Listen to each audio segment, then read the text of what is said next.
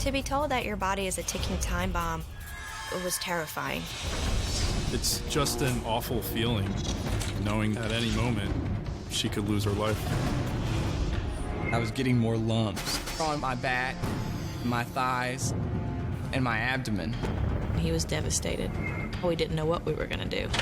Next, two medical mysteries that defy the experts. When Jesica Blaszczak wakes up with a sky-high fever, she suddenly finds herself facing a terrifying disease that no doctor knows how to stop. The whole thing was just surreal to me. I was very scared.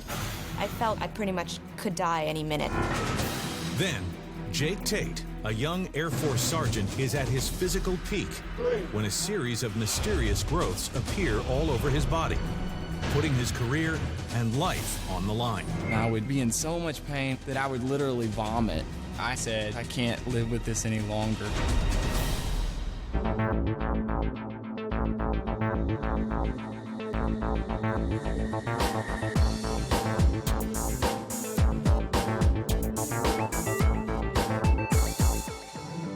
In the spring of 1999, 22-year-old Jessica Waxman was enjoying single life and her career as a freelance writer. And when she met health policy analyst Dave Blaszczak at a Baltimore nightclub, sparks flew. Dave was really cute. He was charming, he was funny, and I could just tell right away he was a good guy. I was attracted to her, and she seemed really nice, and we hit it off from there. Dave and Jessica date for the next 5 years.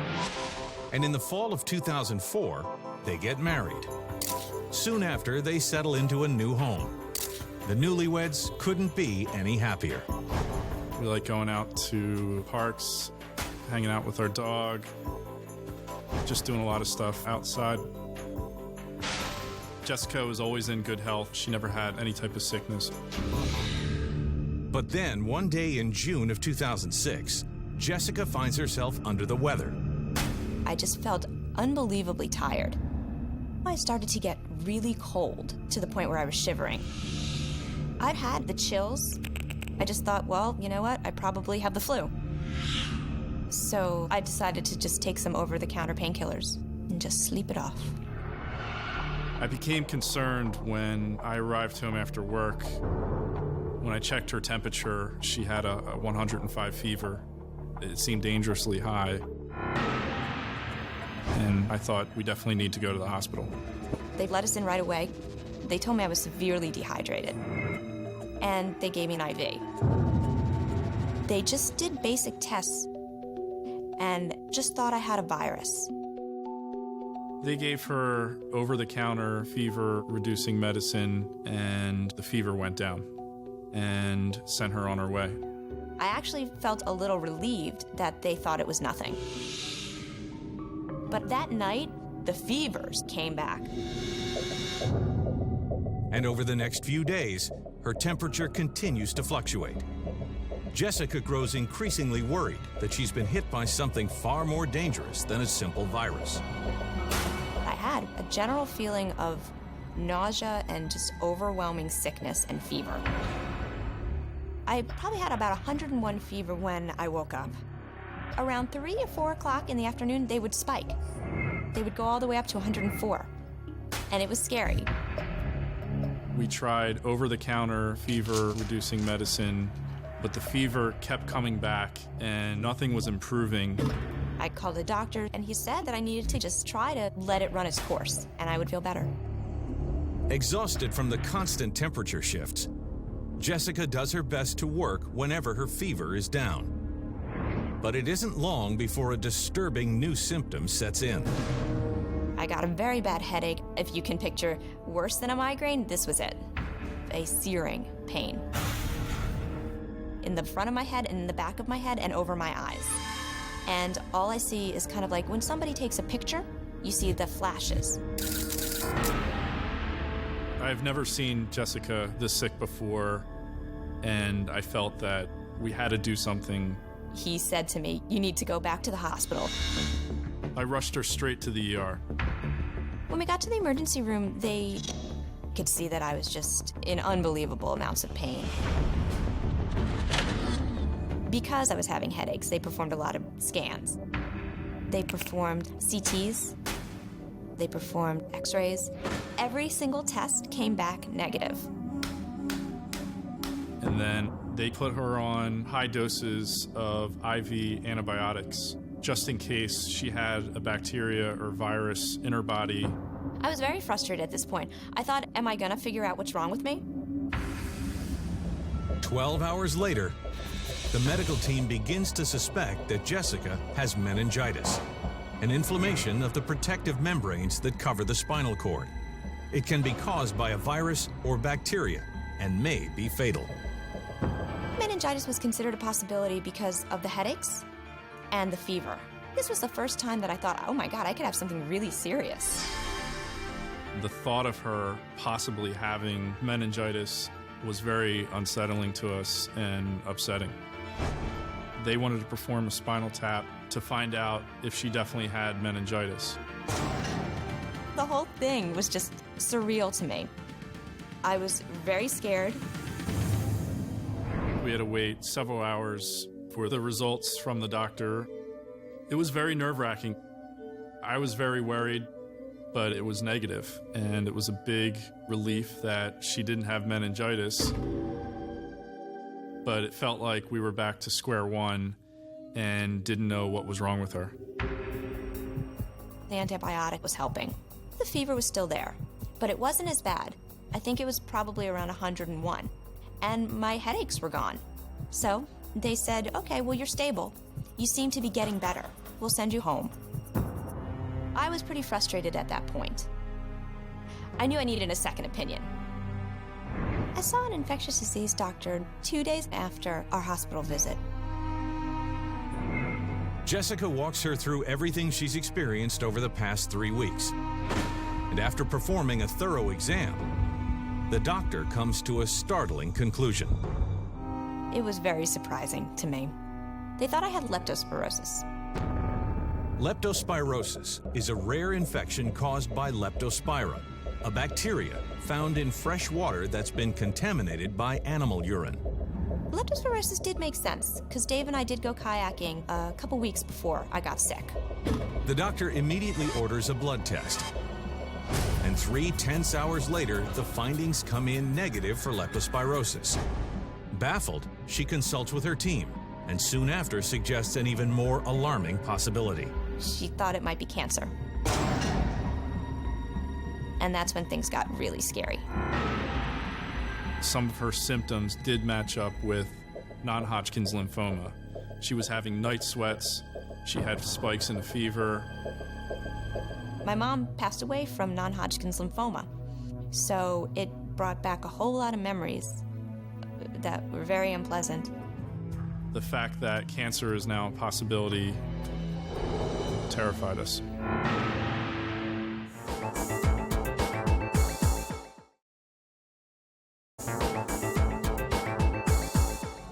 Over the past 3 weeks, 30-year-old Jesica Blaszczak has been suffering from extremely high fevers and overwhelming fatigue.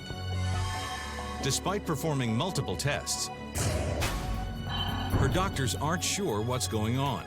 But now, one specialist has dropped a bombshell. Jesica may have cancer. They did a blood test to see her white blood cell count. Also, they did a full-body PET scan that would highlight if there was any type of cancerous tumors within her body. They give you an IV. It's a radioactive fluid that courses through your veins, and then they just scan your body. And after the test, you're so scared to hear the result.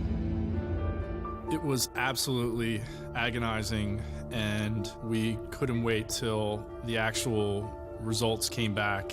We talked about how this could affect us, what could happen if I did have cancer, you know, what we would do, and we deal day by day with what happens.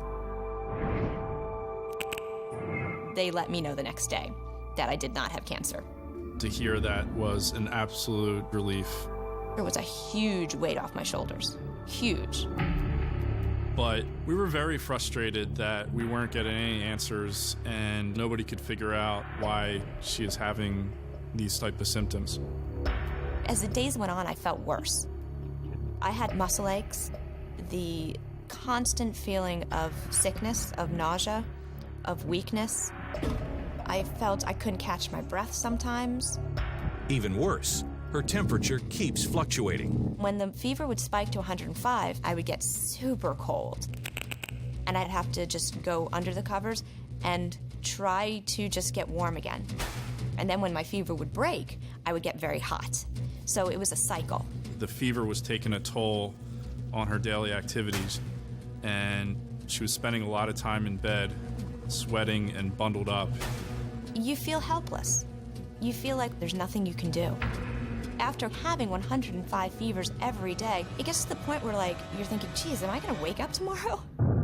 It's just really scary.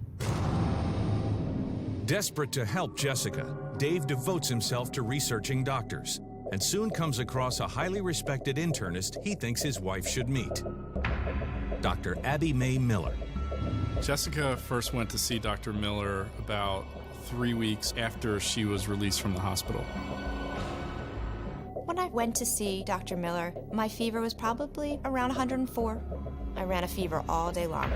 I've never seen a patient with such a persistent fever before.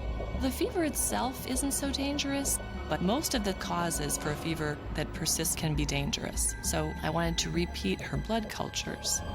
But the findings shake Jessica to the core. A couple days later, I got a call from Dr. Miller. She goes, this could be very serious. You have bacteria in your blood. Bacteria in the blood can cause a syndrome called sepsis, and Jessica ended up septic. So I recommended that she go immediately to the emergency room. Sepsis is a serious bacterial infection in the bloodstream. If left untreated, it can result in death. I was pretty freaked out. We didn't really know how to feel, but we knew that whatever we had to do, it needed to be done fast. When I was rushing to the hospital, it was surreal. Dr. Miller met us at the hospital. We were admitted immediately. They treated me with high doses of antibiotics, very high doses. As soon as I got on the antibiotics, my fever was reduced, 101, as opposed to 104. But while Dr. Miller tries to get the life-threatening sepsis under control, she finds herself grappling with an entirely new problem. I did another physical exam, and she had a very loud heart murmur. And that was different than previous exams. It can be associated with some serious heart problems. A heart murmur is an irregularity in the heartbeat. It can be a sign of infection, disease, or valve problem, any of which can prove fatal. That was a big shock to us. I was like, what? A heart condition? Nobody's even mentioned anything like that. It was terrifying. I pretty much could die any minute.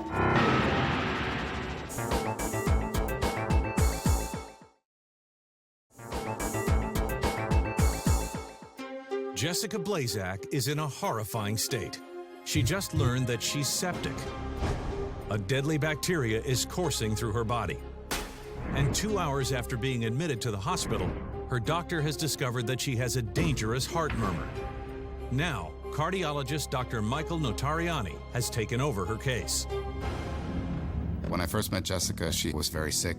Once bacteria is in the bloodstream, it's important to look at everywhere where you could possibly have infections. Certainly the heart is one of the areas where infections can hide. Dr. Notarianni thinks he may know what's behind Jessica's mysterious decline. But to confirm his hunch, he needs to get a clear look at her heart. A TE is a transesophageal echocardiogram, where we place an ultrasound probe at the end of a tube. That tube is then inserted into the esophagus and brought down to the stomach and to the level of the heart so that we can see the heart a lot more close up.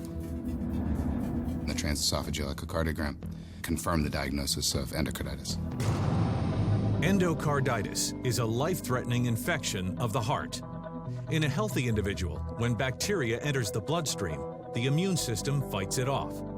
But in patients like Jessica, for unknown reasons, bacteria lodges on the valves in their heart. Blood then clots around the bacteria, forming a dense growth that antibiotics can't reach, which can lead to both sepsis and potentially fatal damage to the heart. Once the vegetation is formed, the heart valve can then not open and close correctly. In addition, it can just start to destroy the actual structure of the valve, so the valve itself does not work the way it's supposed to work. I was completely floored, but the fact that they finally found out what was wrong with me was a huge weight off my shoulders. While Dr. Notoriani can't know for sure, he suspects that the disease started with a structural abnormality in Jessica's heart that she was never aware of. On the transesophageal echocardiogram that was performed on Jessica, we did see mitral valve prolapse as part of her findings, and so she probably did have that before the infection started. And once the infection entered her bloodstream and latched onto the valve, Jessica's immune system went into overdrive.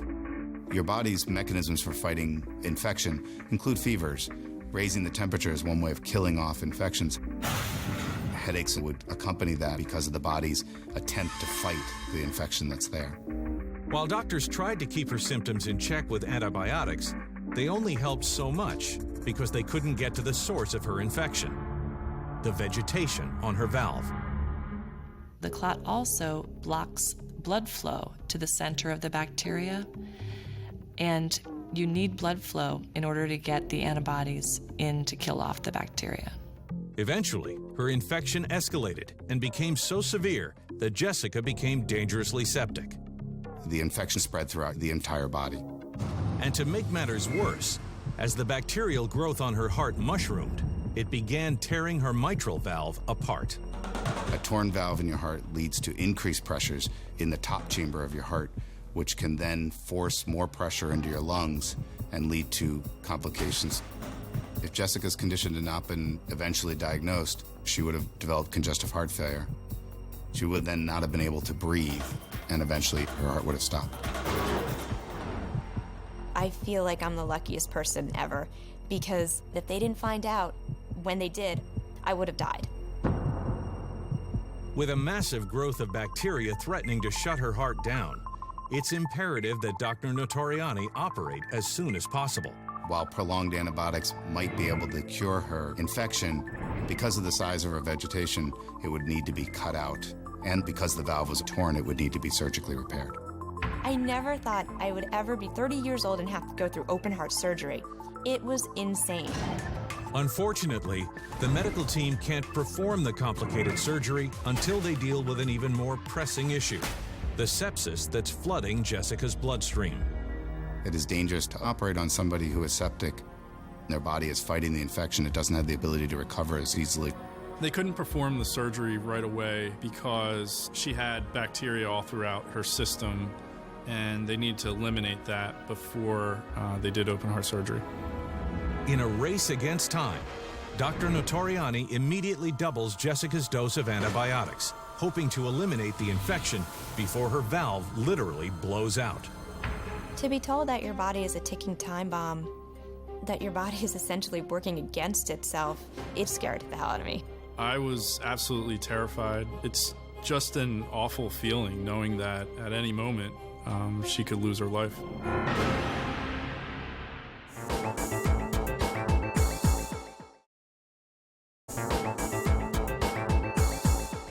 Jesica Blaszczak has just learned that a bacterial growth on her heart valve has been damaging her heart and poisoning her bloodstream over the past 3 months.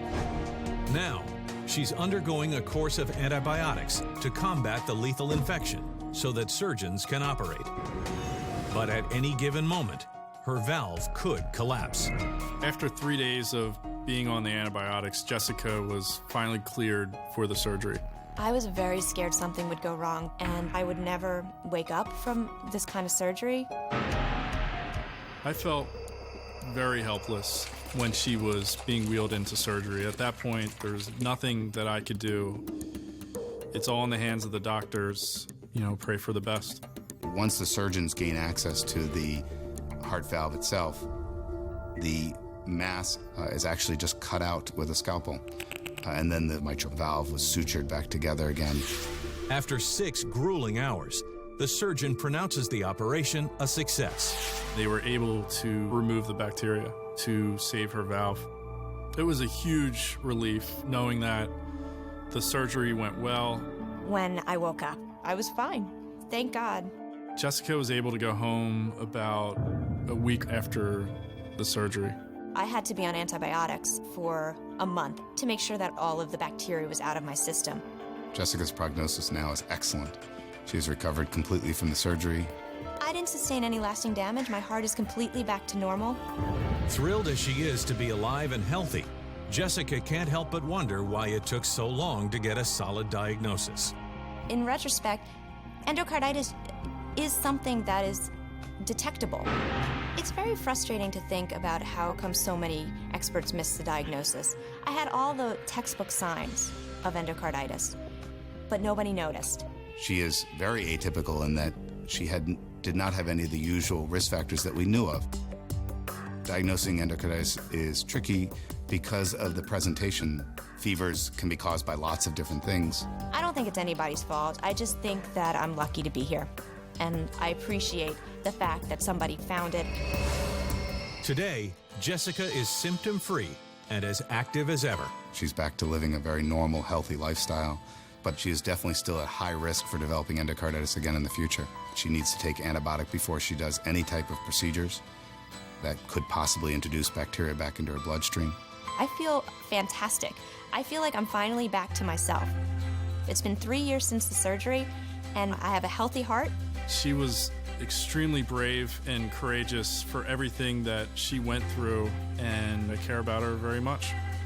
I think you have to really listen to your body.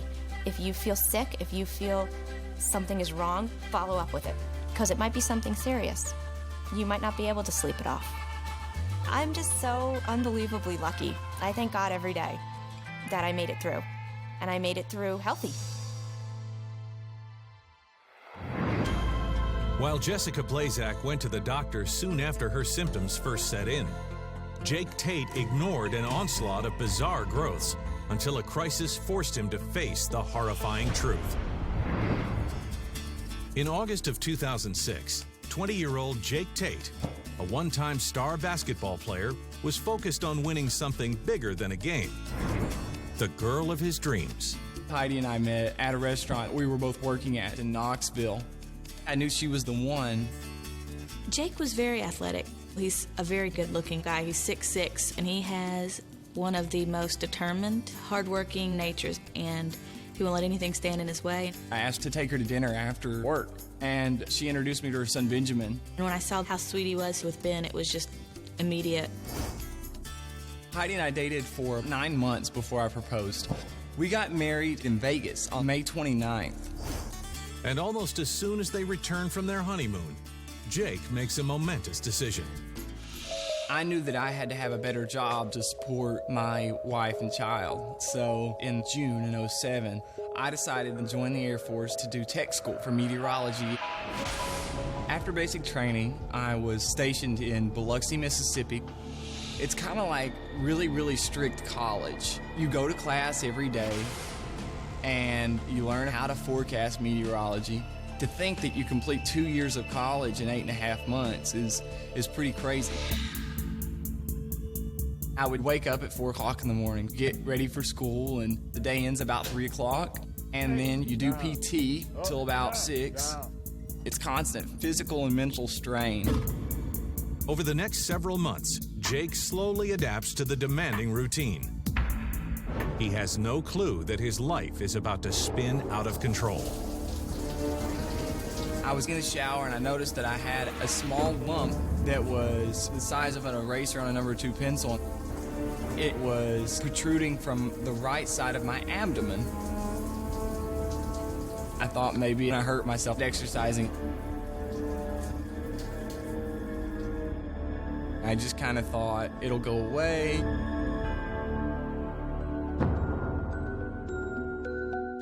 Putting the strange growth out of his mind, Jake throws himself into the training program harder than ever. But over the next month, a dozen more lumps begin to form on his abdomen. The lumps were kind of like small marbles underneath my skin. If I just kind of put my finger on one, put a little pressure behind it, it caused me a lot of discomfort and a lot of pain. I first noticed that there was something wrong with Jake when he was rubbing his side and making a face. And and I could feel that there was definitely a hard knot underneath the skin. Almost felt like a cyst of some kind. I thought, well, can't be that big a deal. It's probably stress or something, because this is the most stress that I'd ever felt in my life. And I just didn't really want to go to the doctor. But as winter drags on, more and more painful lumps appear at an alarming rate. By that time, I probably had about 40 lumps. To cope with the pain, I started using a heating pad at night. I also would take hot showers and hot baths, and it really helped. It was important to me that Jake seek medical help because at this point, it was obvious that this was something that wasn't normal.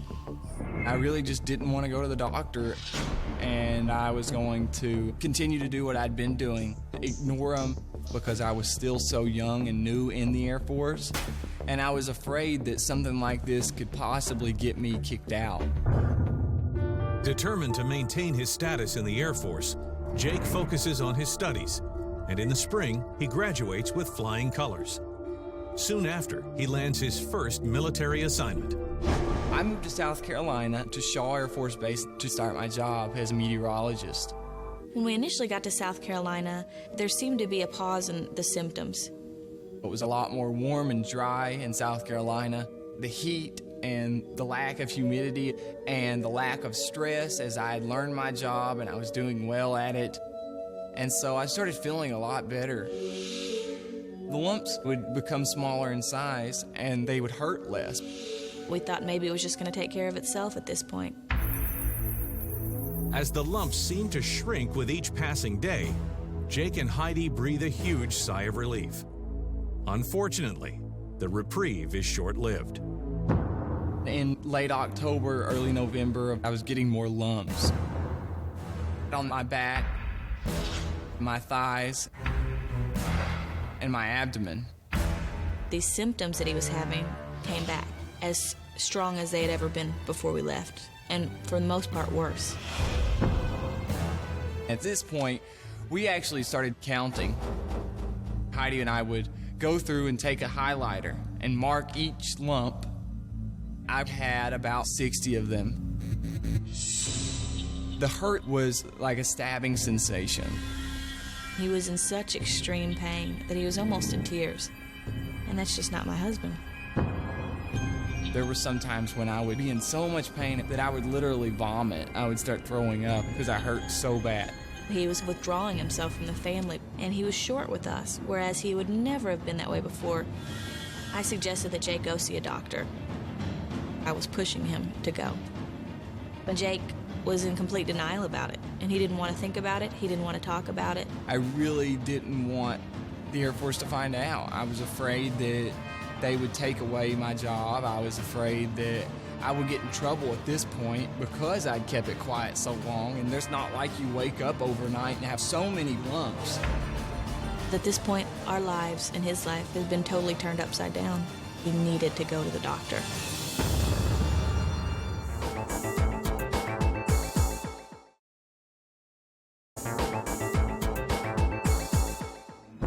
Over the last year, strange lumps have been growing rapidly all over Jake Tate's body, but he still hasn't seen a doctor. Afraid that a medical problem will disqualify him from his Air Force job, Jake is determined to live stoically with the mysterious, painful disease. But it just keeps getting worse. My lumps seemed to hurt more. They started getting extremely painful. I was pushing him to see a doctor. I threatened him and told him that I was going to go and tell his supervisor. And so I decided it would be best to go ahead and go to the doctor. In the winter, almost a year from when the first lump appeared, Jake finally schedules an appointment off base. When I went to see the dermatologist, I had 156 lumps. I said, I can't live with this any longer. And I explained to him, anytime I put pressure on him, I'm in excruciating pain. He said that he had never seen this many lumps on one person. He was shocked. The dermatologist told me that the best idea would be to biopsy him just to make sure that there was nothing else going on. And I thought, maybe it could be some kind of cancer. I thought about my husband and whether or not we're going to be able to be 70 years old and walking down the street together. But I had to put those kinds of thoughts out of my head because it can devastate you. Finally, after an anxious 48 hours, the test results are in. He could tell that it was non-cancerous. It was an overwhelming relief. And he told me they were lipomas. Lipomas are fatty lumps. They are usually not painful, and their cause is unknown. The dermatologist said they're not really sure why they form, but if they're irritating you, then we can start cutting them out. And if we do them in 2-week increments, it shouldn't take us more than a year to get all of these out. It seemed like a dream come true that this guy could solve my problem so easily. So I was gung-ho. I went back the next week, and then he proceeded to give me a local anesthetic around the area. We cut 2 out that day. We were hopeful that everything was going to be easy and life would go back to normal. But just when Jake thinks he has things under control, he goes in for a follow-up visit and finds himself blindsided by a horrifying new development. The spot where he had taken out the first 2, there was about 4 to 5 lipomas, or lumps, where the 2 original had been. They were multiplying. It was like a piece of popcorn, where it's just a bunch of little bulbs sticking out off the sides. We were shocked as to what was going on and why it had happened right in that same spot. Jake seemed very disheartened and frustrated. At that point, I asked if there was another treatment that I could look into. Since they were growing back faster than he could cut them out, he said that what I might try is liposuction. Determined to leave no stone unturned, Jake and Heidi immediately set up an appointment with a plastic surgeon. The plastic surgeon did a thorough exam and said that I did have a lot of lipomas. It wasn't something he had seen before, but it was pretty rare to have that many that were causing pain. The plastic surgeon told us there was absolutely no way that liposuction would work. That if they were multiplying from having them removed, that it would only be worse with liposuction. He basically said that there was nothing that he could do for him. When Jake left, he was devastated. The weight that we thought was going to be lifted was 10 times worse because now we didn't know what we were going to do.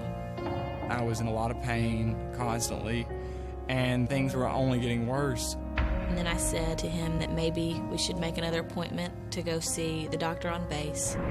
And so that's when he went and he met with Dr. Judy. When I first saw Jake, he was scared, overwhelmed, and a little despondent. He was looking for answers. I took a history, and then one by one, he showed me where he had these painful lumps. When I saw Dr. Judy, I had about 200 lipomas. Jake had lipomas all over his body, from his arms to his chest to his abdomen to his legs, on his back, and they would range in size from a pea all the way up to a golf ball. I was overwhelmed. I'd never seen anything like it before.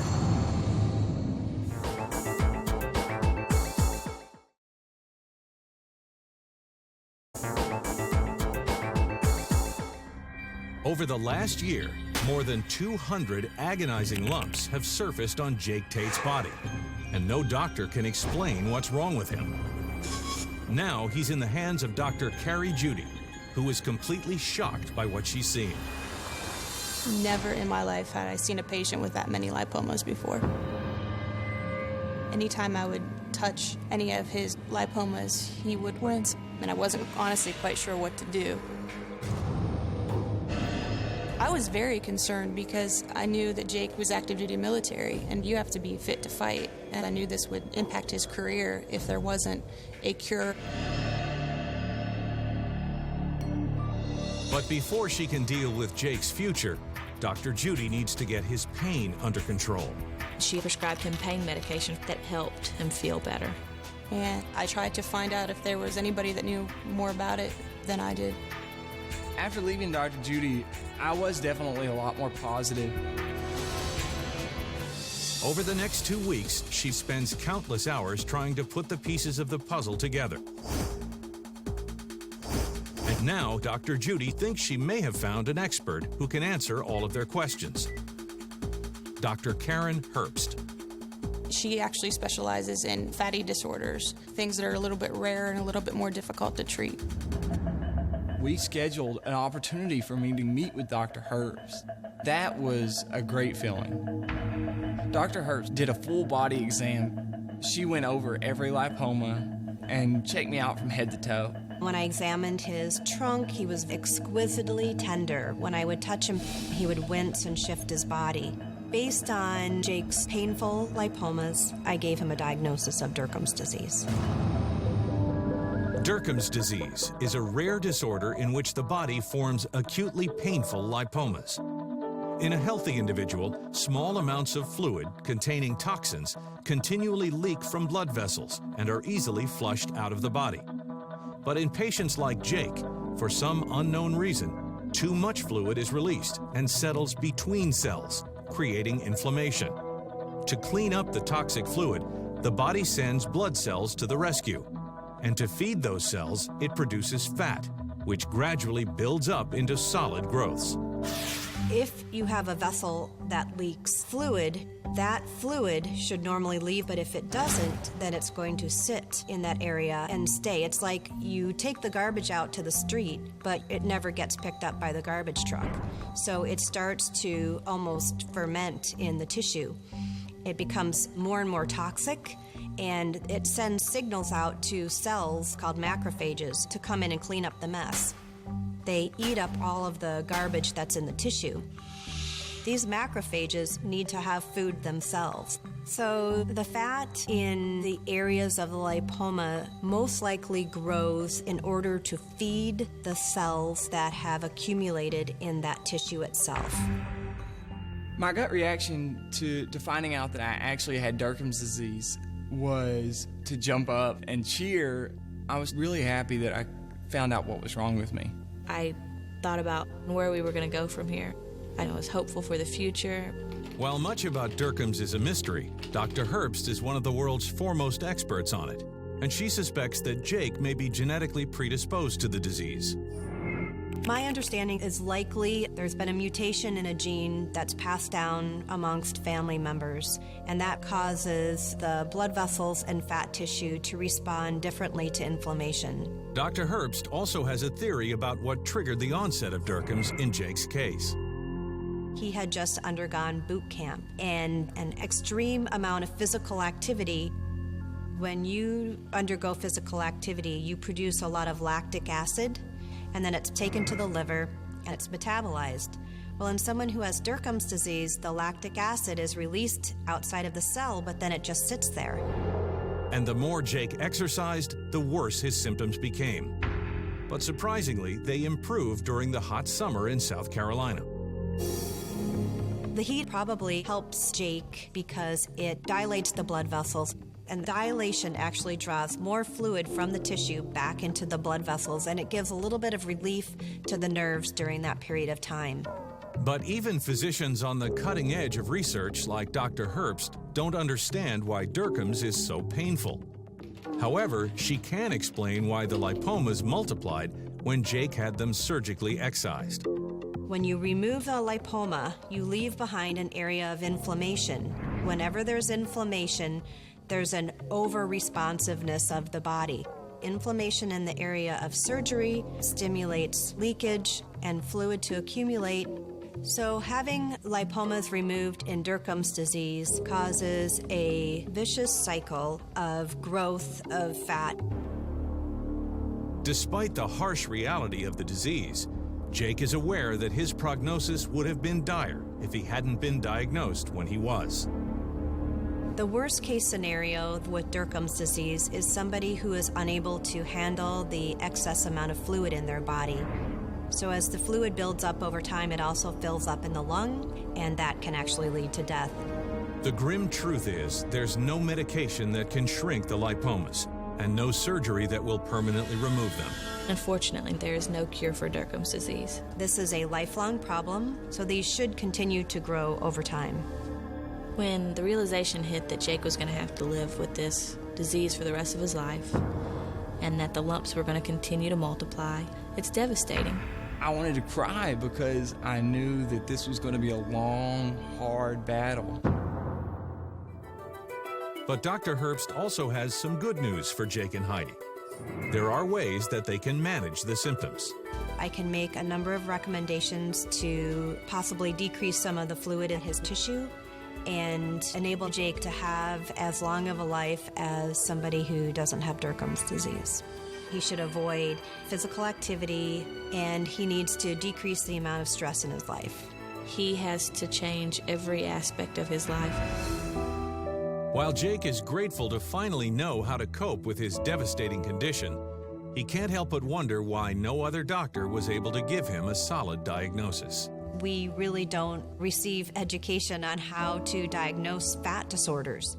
A doctor would look at it and say, you have multiple lipomas, don't worry about it, go on home.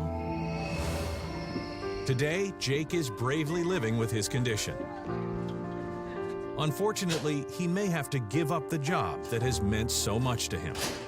I really don't want to leave the Air Force, but I'm not able to do all the physical things that I was before.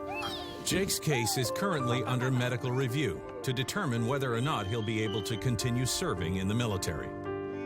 In the meantime, Jake and Heidi are focused on raising their family. They now have 2 children. It's really important to me to be a role model for my kids.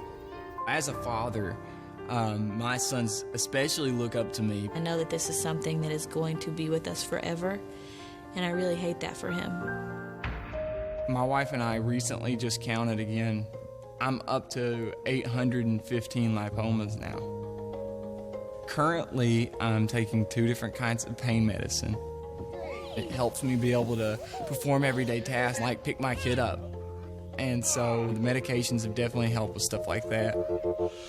Despite the uncertainties they face, Jake and Heidi are closer than ever. Everything that's happened has made our marriage so much stronger, and it made me love him so much more. I had learned always search for the answer that fits for you best. Never give up and try to stay positive. We're optimistic about the future. We're going to try to make the best of what we've been given.